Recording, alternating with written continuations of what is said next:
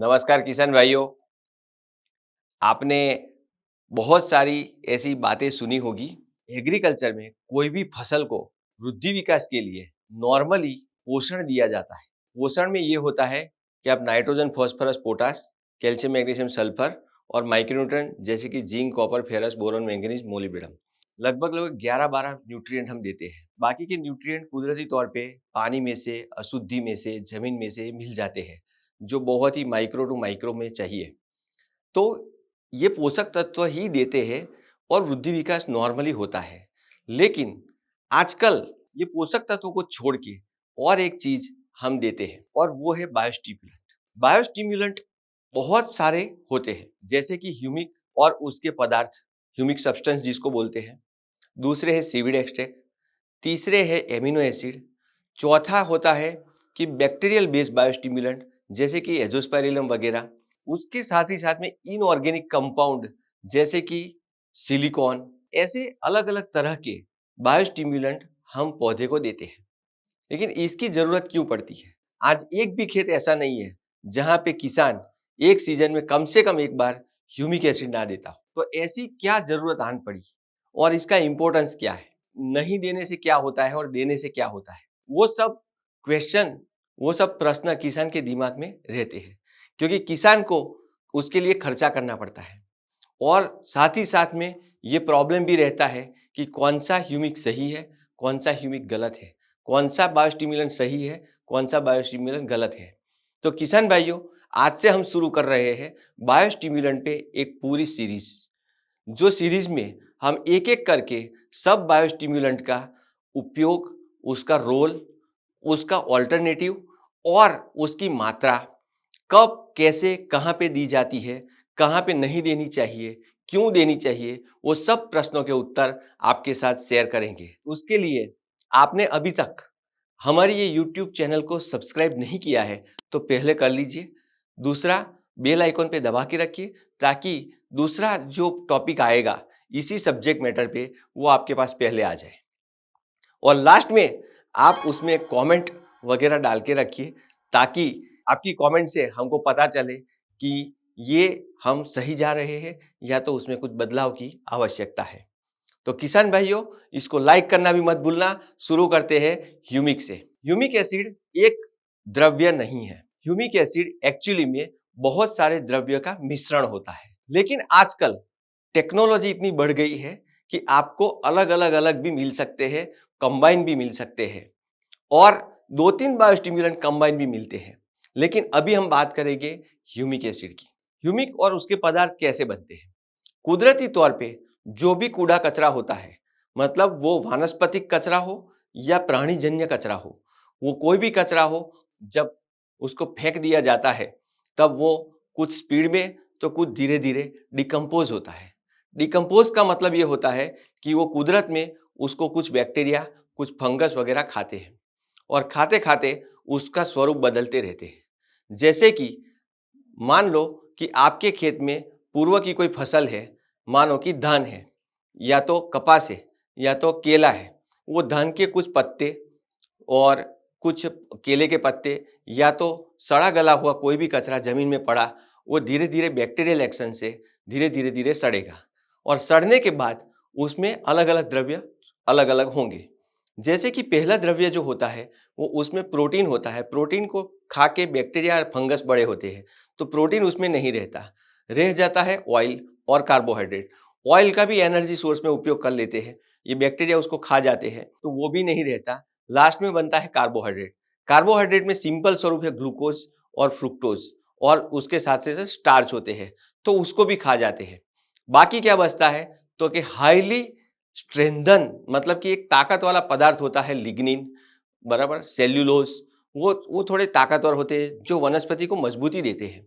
वो सब जो बचते हैं उसका भी डिकम्पोजिशन होता है और लॉन्ग मोलिकुलर चेन वाले ह्यूमिक सब्सटेंस बनते हैं। अभी ये जो बना है उसमें से ना कोई गंध आती है, ना कोई उसका स्वाद होता है, मतलब उसमें कोई न्यूट्रिएंट बचा नहीं है। इसलिए बैक्टीरिया को या तो फंगस को या तो कोई पशु को या तो इंसानों को खाने के लिए वो बचता नहीं है, उसका कोई मूल्य नहीं है। लेकिन जब वो जमीन में इकट्ठा होता है तो सालों दर साल से ये ज़मीन में जब गिरता है तो ज़मीन में ऑर्गेनिक कार्बन बढ़ाता है और ऑर्गेनिक कार्बन बढ़ने से बैक्टीरियल एक्टिविटी, फंगल एक्टिविटी बढ़ती है। लेकिन अभी तो मैंने बताया कि ये बैक्टीरिया के और किसी फंगस के खाने के लायक भी बचता नहीं है। तो अभी इसका क्या होता है? ज़मीन के अंदर अलग-अलग तरह की ज़मीन है, जैसे कि क्ले ज़मीन है। क्ले मतलब कि काली चिकनी ज़मीन। उसमें जब पानी भरता है तो एकदम कॉम्पैक्ट हो जाती है और उसमें हवा का आवन-जावन नहीं होता। दूसरी ज़मीन होती है रेतीली ज़मीन। रेतीली ज़मीन के अंदर ज़मीन के कण है, पार्टिकल है, वो साइज़ बड़ी होती है। तो वो अलग-थलग रहती है, जिसमें कितना भी पानी डालो वो रहता नहीं, चला जाता है। और बीच वाली है सिल्ट ज़मीन। सिल्ट ज़मीन में मध्यम दाने होते हैं, मतलब क्ले से बड़े और रेतीली ज़मीन से छोटे। तो उसका भी प्रॉब्लम होता है कि वो ज़मीन के अंदर कोई पौधा उगना चाहे तो मॉइस्चर थोड़े दिनों के लिए ही मिलता है।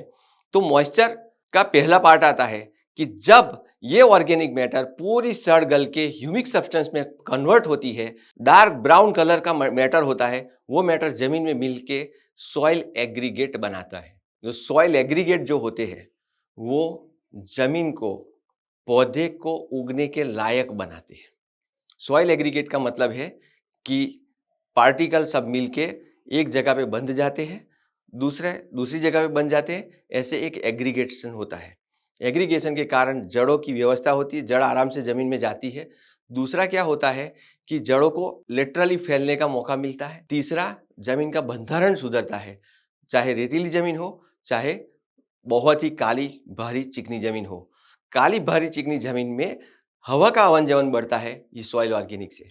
आपने देखा होगा कि जंगल की ज़मीन, बराबर, कई सारे वीडियो में, हमारे छोड़ के अदर वीडियो में भी आपने देखा होगा कि जंगल की ज़मीन है, उसमें अगर पानी डालो तो पानी जब उसमें से निकलता है तो पूरा प्योर पानी निकलता है, क्योंकि सॉइल एग्रीगेशन है। अगर जंगल की ज़मीन नहीं, खेत की ज़मीन ले ली आपने, बराबर, जिसमें 2-3 साल से आपने ऑर्गेनिक मैटर डाला नहीं है, वहाँ पे आपने पानी डाला तो नीचे से धुंधला पानी निकलता है, यानी कि सॉइल इरोजन को भी ये ह्यूमिक पार्टिकल बचाते हैं। दूसरा उसका ये है कि ह्यूमिक सब्सटेंस जब जमीन में होता है तब सबसे बड़ा काम कैटायन एक्सचेंज कैपेसिटी वाला होता है। ह्यूमिक सब्सटेंस जो है वो केमिस्ट्री यानी रसायन शास्त्र के आधार पे वो एक नेगेटिवली चार्ज बॉडी है। तो नेगेटिवली चार्ज बॉडी के ऊपर वहाँ पे पॉजिटिव आयंस, जैसे कि पोटासियम है, कैल्शियम है, मैग्नीशियम है, जिंक है, अमोनिया है, वो सब चिपके रहते हैं। यानी कि आपके जो डाला हुआ खाद वो भाग नहीं जाता, वही जमीन के अंदर चिपका रहता है और पौधे को जब चाहिए तब वो खींच लेता है। कैसे खींचता है कि जड़ों के ऊपर हाइड्रोजन होता है, यानी कि एच आयन होता है। एच आयन एक्सचेंज होता है जमीन के पार्टिकल के साथ, वो सॉइल एग्रीगेट के साथ, या तो हम बोलते हैं ह्यूमिक सब्सटेंस के साथ। तो कैल्शियम यहाँ पड़ा है और हाइड्रोजन यहाँ जड़ पे पड़ा है, वो एक्सचेंज होता है। जैसे ही एक्सचेंज होता है तो कैल्शियम पौधे को मिलता है और हाइड्रोजन वहीं पे एसिडिक फॉर्म में चला जाता है। तो किसान भाइयों, जमीन को 6.5 से 7 पीएच मेंटेन करने में भी ये ह्यूमिक सब्सटेंस मदद करते हैं। नॉर्मली मैं आपको उसका मेजरमेंट समझा देता हूँ कि नॉर्मली एक काली जमीन होती है जिसको इलाइट या मोंटमोरिलोनाइट या काओलिनाइट बोलते हैं, उसकी लगभग 8 से लेके 20 तक होती है। लेकिन जब आप ह्यूमिक सब्सटेंस डालते हो तो वो 100 के करीब हो जाती है। मतलब कैल्शियम के 100 अणु, 100 परमाणु को एक्सचेंज कर सकती है। और आपकी ज़मीन की कैपेसिटी कितनी है? 8 से 10 की। तो ये फ़ायदा आपको मिलता है कैटायन एक्सचेंज कैपेसिटी का। तीसरा है कि जब ये ज़मीन में रहते हैं तो मैंने जैसे बताया कि एसिडिक कंडीशन क्रिएट करते हैं। एसिडिक कंडीशन जब क्रिएट होती है ज़मीन के अंदर राइजोस्फीयर में, तो एसिडिक कंडीशन के अंदर सबसे बड़ा फ़ायदा ये होता है कि फॉस्फोरस की अवेलेबिलिटी बढ़ा देता है। फॉस्फोरस नॉर्मली अल्कली कंडीशन में फिक्स हो जाता है, कैल्शियम के साथ फिक्स हो जाता है या तो एल्यूमिना के साथ फिक्स हो जाता है। तो फिक्स होने से क्या होता है कि टेस्ट कराओगे तो फॉस्फोरस निकलेगा ज़मीन में से, लेकिन पौधा बीमार ही रहेगा या तो पौधे को नहीं मिलेगा। तो मतलब एक फिक्स डिपॉजिट की तरह चला जाता है। उस फिक्स डिपॉजिट को तोड़ने के लिए आपको ह्यूमिक सब्सटेंस बहुत काम आता है। उसके आगे जाते हैं तो ह्यूमिक सब्सटेंस का एक बहुत ही इम्पोर्टेंट काम है, जो कि वो एक ऐसे द्रव्य का मिमिक्स करते हैं। मिमिक्स का मतलब यह है मिमिक्री करते हैं, कि जो मिमिक्री से जड़ों को ऐसा लगता है कि इस तरफ न्यूट्रिएंट है, तो जड़ें उस तरफ विकसित होती है। मानो कि ह्यूमिक का एक पार्टिकल यहाँ पे है और जड़ यहाँ पे है, सीधी जा रही थी, लेकिन उसको ऐसा लगा, मतलब ये मिमिक्री की वजह से ये सिग्नल भेजता है जड़ को कि इस तरफ न्यूट्रिएंट है, तो वो जड़ दूसरा एक जड़ फैलाती है और वहाँ तक चली जाती है। यानी कि ह्यूमिक के कारण वो जड़ वहाँ पे गई थी, लेकिन उसके आसपास में जो अदर न्यूट्रिएंट थे वो भी उसको अवेलेबल हो जाते हैं। तो जड़ों के प्रोलिफरेशन जिसको बोलते हैं, मतलब ऐसे वर्टिकल ग्रोथ और लेटरल ग्रोथ, हॉरिजॉन्टल ग्रोथ, वो दोनों कराता है। तो ह्यूमिक सब्सटेंस इस तरह से बहुत ही इंपॉर्टेंट है। अभी जाते हैं ऊपर की कि भाई जमीन के अंदर तो ऐसे काम करता है, तो ह्यूमिक सब्सटेंस ऊपर से कैसे काम करेगा? तो ऊपर से ऐसे काम करता है कि किशन भाइयों, कि जब आप ह्यूमिक का स्प्रे करते हो तो ह्यूमिक सब्सटेंस के अंदर 4 पार्ट होते हैं। एक तो ह्यूमिक एसिड, दूसरा होता है फुल्विक एसिड, तीसरा होता है ह्यूमिन्स, चौथा होता है उल्मिक एसिड। ये 4 मेजर सब्सटेंस में जब आप फुल्विक एसिड का पार्ट, मतलब ह्यूमिक एसिड कंबाइनली आप स्प्रे करते हो, तो फुल्विक एसिड वाला जो पार्ट होता है, वो फुल्विक एसिड प्लांट के अंदर न्यूट्रिएंट जो होते हैं उसको सेल्फ यूज, मतलब पत्ते को यूज करने में बहुत मदद करता है। इसलिए जब भी आप फुल्विक एसिड का स्प्रे करते हो अकेला, या तो ह्यूमिक एसिड का स्प्रे करते हो, तो पत्तों में तकरीबन 72 घंटे के अंदर ग्रीनरी आ जाती है। किशन भाई आपने देखा होगा, तो ये फुल्विक एसिड के कारण होता है।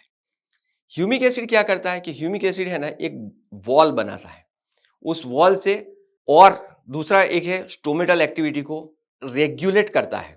यानी कि स्टोमेटा जब ओपन होना चाहिए तब ओपन होता है, जब बंद होना चाहिए तब बंद होता है। तो ये 2 चीजें जो है जब स्प्रे करते हो आपको उपयोग में होती है। लेकिन ह्यूमिन्स कुछ काम नहीं करता ऊपर, और उल्मिक एसिड वो भी ऊपर कुछ काम नहीं करता। अभी आते हैं नीचे। अभी नीचे की बात जब करते हैं सॉइल के अंदर, तो जब ह्यूमिन्स होते हैं, ह्यूमिन्स डायरेक्टली कोई रोल प्ले करता नहीं है, लेकिन जो मैंने सॉइल एग्रीगेट की बात की वो टेक्निकली ह्यूमिन्स करता है, क्योंकि वो वाटर सॉल्युबल है नहीं, और धीरे धीरे धीरे धीरे धीरे पौधे को मिलता है।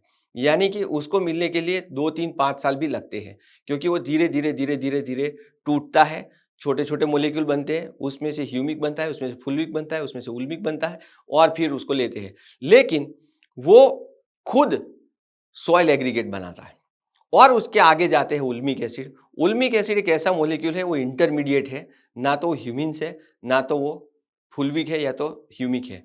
तो जो उल्मिक होता है वो एक ऐसा काम करता है कि वो बैक्टीरियल एक्टिविटी को बढ़ाता है। मतलब आपने कुछ भी ऑर्गेनिक मैटर नहीं डाला, और ये कंबाइंड ह्यूमिक सब्सटेंस जब डाल देते हो, तो उसमें से जो उल्मिक एसिड वाला पार्ट है उसके ऊपर बैक्टीरिया जिंदा रह सकते हैं, फंगस उसके ऊपर जिंदा रह सकती है। तो किशन भाइयों, मैंने ये 4 पार्ट बताए ह्यूमिक सब्सटेंस के, उसके उपयोग बताए। अभी ये कब डालना चाहिए? ह्यूमिक एसिड का जनरली एक ऐसा है कि कोई भी ह्यूमिक सब्सटेंस कोई भी कंपनी का आप ले लो, तो आपको पहले ही ड्रेंचिंग में डाल देना चाहिए, या तो ड्रिप से एप्लीकेशन कर देनी चाहिए कि जड़ों के आसपास रहे।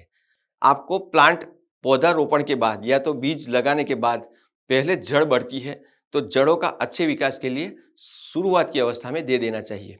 जैसे कि आप भूमिका देते हो, या तो ह्यूमिक पावर एनएक्स देते हो, या तो कोई भी प्रोडक्ट देते हो, तो शुरुआत में दे दो, बहुत बढ़िया रिजल्ट आता है।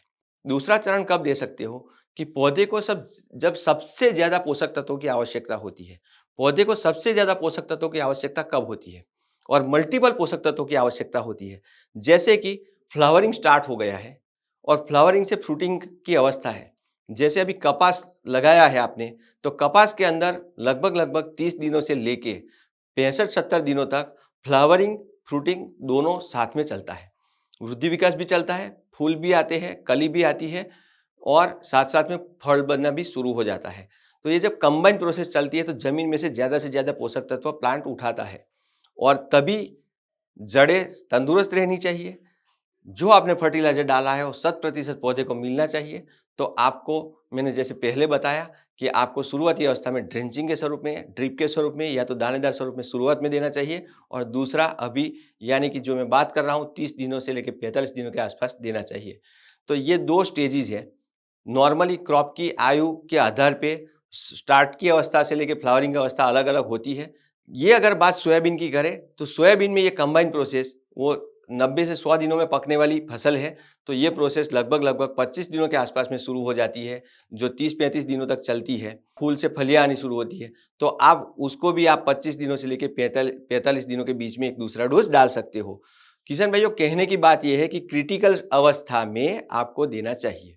अभी हम उसके नेक्स्ट चरण में जाते हैं कि स्प्रे क्यों करें, कब करें। तो स्प्रे में जैसे मैंने बताया कि ह्यूमिक पावर जो है, या तो ह्यूमिक पावर NX है वगैरह जो है, या तो कोई भी ह्यूमिक आप पकड़ लो, तो ह्यूमिक प्लस फुल्विक कंटेंट वाला जो पदार्थ है वो आप जब स्प्रे करते हो तो आपको वो भी क्रिटिकल अवस्था में, या तो दूसरा ध्यान रखो कि उसका मोस्ट इंपॉर्टेंट काम जो है वो है स्ट्रेस के सामने रेजिस्टेंसी देना।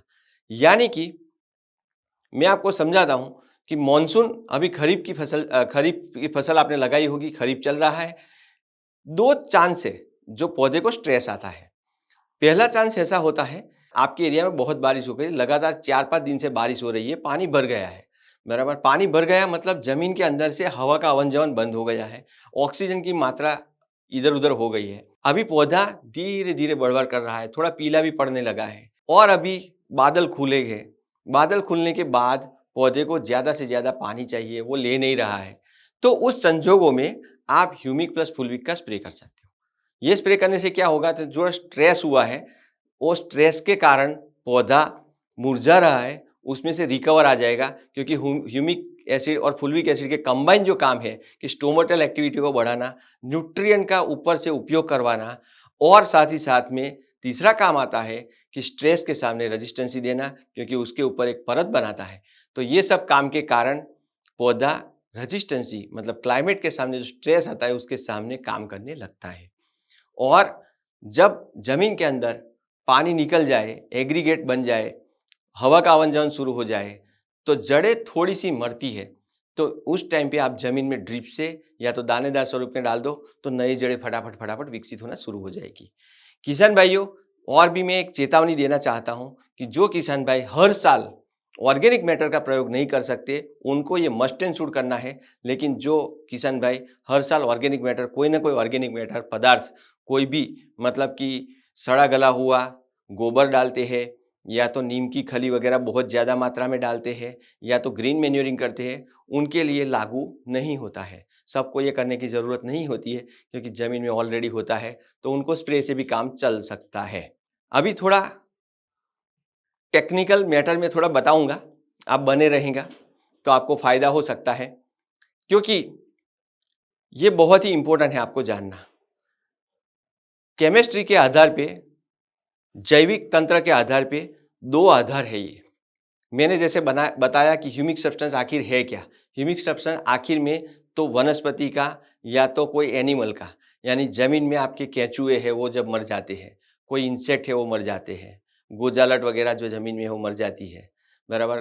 कूड़ा कचरा पड़ा है, आपके पौधे का पत्ते फूल वगैरह झड़ के पड़े हैं, कलियाँ वगैरह पड़ी है, वो सब भी इंक्लूडिंग सब मैटर जो इकट्ठा होती है, वो जब सड़ती गलती है तब ह्यूमिक बनता है। तो हमने इसको अलग-अलग कैसे बनाया? मतलब ये मैं एक कंपनी की या तो किसी की बात नहीं कर रहा, हमने का मतलब होता है कि इंसानों ने इसको अलग-अलग कैसे बनाया। तो किशन भाइयों, ह्यूमिक एसिड जो है वो अल्कली सॉल्युबल है। जब ये कूड़ा कचरा सड़ता है और आप अल्कली सॉल्यूशन बना लेते हो उसका, अल्कली सॉल्यूशन मतलब पीएच हाई कर देते हो, तो ह्यूमिक अलग हो जाता है। और उसके साथ ही साथ में फुल्विक एसिड भी आ जाता है। आपने उसको अलग कर लिया तो बचा क्या? बचा उसमें ह्यूमिन, जो सड़ा नहीं है वो चीज़, फिर ह्यूमिन बचा और उल्मिक एसिड बचा। अभी बाहर क्या आ गया? ह्यूमिक और फुल्विक आ गया। अभी उसको एसिडिक माध्यम बना देते हो, उसमें एसिड डालते रहते हो, तो ह्यूमिक एसिड जो है वो वापस इनसॉल्युबल हो जाएगा, वो सॉल्यूशन में वापस बैठ जाएगा, तो ऊपर बचा वो फुल्विक है। तो इस तरह से अलग अलग इंसानों ने किया है, रसायन शास्त्र और जैविक तंत्र को उपयोग करके ये अलग अलग किया है। ये अलग अलग क्यों किया है? क्योंकि आपको स्पेसिफिक यूज करने के लिए, आपको वृद्धि विकास करना है तो आपको फुल्विक एसिड डालना है और कुछ नहीं करना है। आपको वृद्धि विकास के साथ फ्लावरिंग वगैरह करना है तो आप ह्यूमिक और फुल्विक का साथ में स्प्रे कर सकते हो। और साथ ही साथ में अगर आपको जमीन के अंदर जड़ों का वृद्धि विकास करना है तो अकेला ह्यूमिक एसिड चलेगा।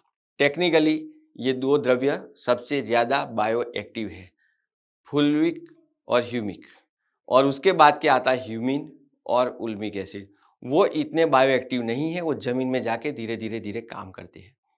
अभी किसान भाइयों, आपको क्वेश्चन आएगा, सबसे बड़ा क्वेश्चन है, मुझे सबसे ज़्यादा पूछा गया क्वेश्चन है कि ह्यूमिक एसिड के परसेंटेज है वो क्या है।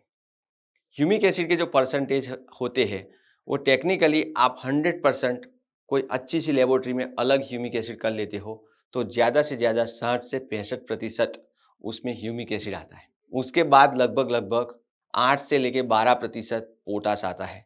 पोटास क्यों आता है? क्योंकि पोटासियम हाइड्रोक्साइड से उसको एक्सट्रैक्ट करते हैं, इसलिए पोटासियम ह्यूमेट बोलते हैं। इसलिए पोटास का परसेंटेज होता है लगभग 8 से 12%, कभी कभी 15% भी होता है। और बाकी का क्या है? तो कि बाकी का थोड़ा सा इनसॉल्यूबल मैटर है, थोड़ा सा लगभग 6 से लेके 12% तक का फुल्विक एसिड होता है। तो ये कुल मिला के उसका जोड़ बनता है। लेकिन हम देखते हैं कि 90% ह्यूमिक लिखा है, 85% लिखा है, 98% लिखा है, वो क्या है? तो वो सॉल्युबिलिटी है। आपको जब स्प्रे करना हो या तो ड्रिप में देना हो तो किशन भाइयों आपसे गुजारिश है कि आप 90% से प्लस वाला सॉल्युबिलिटी वाला आपको लेना चाहिए। उससे कम वाला अगर है तो आप खाद में मिला के जमीन में फेंक सकते हो। किसान भाइयों, लास्ट में मैं बताना चाहूँगा कि फॉर्मूलेशन जो है वो साइंटिफिकली डिफाइंड फॉर्मूलेशन है। ड्रिप का फॉर्मूलेशन जैसे मैंने बताया कि स्प्रे का सॉल्यूशन जो इसमें जैसे मैंने बताया 90% प्लस वाला है वही आपको स्प्रे करना है। दूसरा फॉर्मूलेशन मैंने बताया कि पाउडर फॉर्म या तो फ्लेक्स फॉर्म में होता है, वो आपको फर्टिलाइजर के साथ मिक्स करके ज़मीन में डाल सकते हो, या तो 4 से लेके 8-10% वाला जैसे भूमिका है, भूमिका आप मिलके उसको फर्टिलाइजर के साथ मिला के फेंकने में आसान रहेगा, वो फॉर्मूलेशन कर सकते हो। ह्यूमिक एसिड जो बनता है उसके जो सोर्सेस होते हैं वो सोर्सेस अलग-अलग होते हैं। जैसे कि कोयले में से भी ह्यूमिक एसिड बनता है। कोयला जो खदान में से निकलता है, जो हमारा जलाया हुआ कोयले की बात नहीं कर रहा हूँ मैं, जो खदान में से कोयला बोलते हैं, इसको लिग्नाइट बोलते हैं। लिग्नाइट में से भी ह्यूमिक एसिड बनता है। आप गाय के गोबर में से भी बना सकते हो, ह्यूमिक एसिड उसमें भी बन सकता है। अच्छा सड़ा गला हुआ पुराना खाद है उसमें से भी बन सकता है, और लियोनॉर्डेट जिसको बोलते हैं उसमें भी बन सकता है।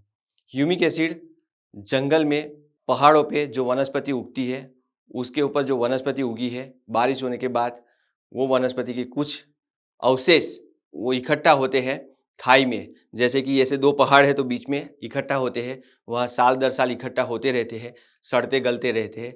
वहाँ से जो निकाला है उसमें मिनरल्स भी होते हैं पहाड़ के, साथ ही साथ में बहुत दिनों से मतलब बहुत सालों से सड़ा गला है तो उसका जो डिकम्पोजिंग रेशियो होता है बहुत ज़्यादा होता है, कार्बन का मात्रा बहुत ज़्यादा होता है। वो जो होता है उसको लियोनॉर्डेट बोलते हैं, जो ज़्यादातर अमेरिका से आयात होता है वो थोड़ा अच्छा रहता है क्योंकि उसका बायोएक्टिव नेचर जो है वो बहुत ज़्यादा है। तो लियोनॉर्डेट वाला आप उपयोग करो तो बहुत ज़्यादा अच्छा रहेगा। और लास्ट में लिक्विड स्वरूप में की बात कर लेता हूँ। लिक्विड स्वरूप भी ये तीनों 3 सोर्स में से बन सकते हैं, चारों 4 सोर्स में से बन सकते हैं, लेकिन लिक्विड में 6 से लेके 12% तक होता है, तो वो लिक्विड स्वरूप वाला भी अच्छा है। तो स्वरूप कोई भी हो, मैंने आपको अलग-अलग स्वरूप को कैसे उपयोग करना है, कब उपयोग करना है, उसका इम्पोर्टेंट क्या है, वो सब मैंने बताया। आपको फिर से मैं गुज़ारिश करूँगा कि सब्जेक्ट मैटर बहुत वास्ट है, बहुत ही बड़ा है, तो आप कमेंट ज़रूर डालिए। आपको ये एपिसोड अच्छा लगा हो तो लाइक कीजिए। किसान भाइयों, हो सकता है कि हम अगले एपिसोड में और भी अच्छी तरह से पेश आएँ। तो खूब-खूब धन्यवाद। Thank you very much.